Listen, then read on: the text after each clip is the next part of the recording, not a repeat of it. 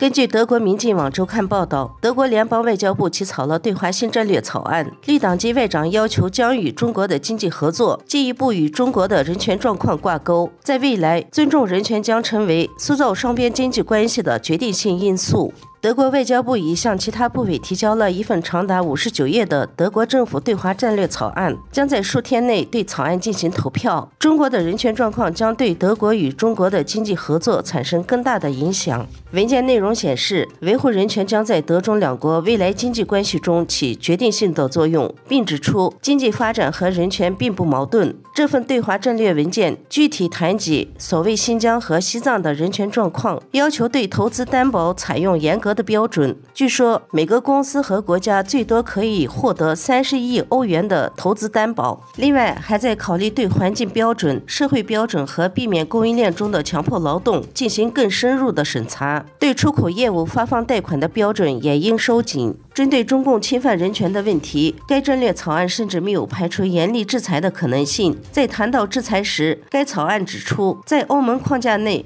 如果不能通过其他手段确保没有侵犯人权行为的供应链，我们也准备支持停止从有特别大规模侵犯人权行为的地区进口产品。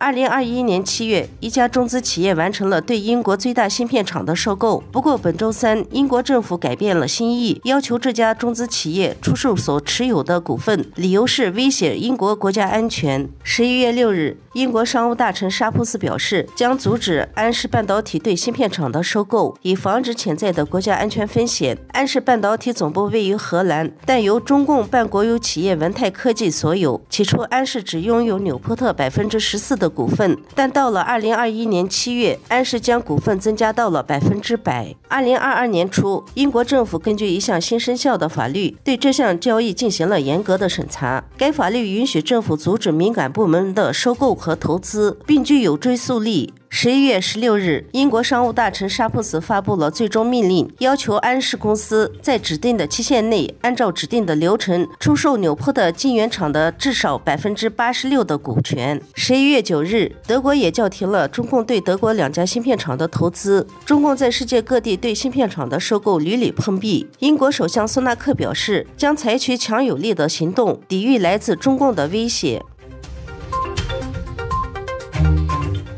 中共国有企业扩大了对外国港口的投资，在全球各地的航运枢纽中获得了很多的股份。评论认为，中共利用“一带一路”大量投资和控制一些全球主要港口，其背后有更深的政治、军事以及话语权的输出与控制的目的。最近，中共擦旗德国最大的港口汉堡港成为关注的焦点。中共大力推动“一带一路”政策，多年来持续锁定着全球关键的港口资源。不但扩大的网络可能会让北京方面更容易为中共海军提供支持，而不必迅速建立一个复杂的基地系统，引发了外界担忧。习近平早在2013年就指示中共的高层领导人要把中国变成海洋强国。10年过去了，西方国家才警觉中共的意图远比想象的要深远。一带一路沿线的国家最终还不起钱，就会用港口、公共设施或者是矿山一些资源来进行还债，最终结果是中共得到了他们想要的东西。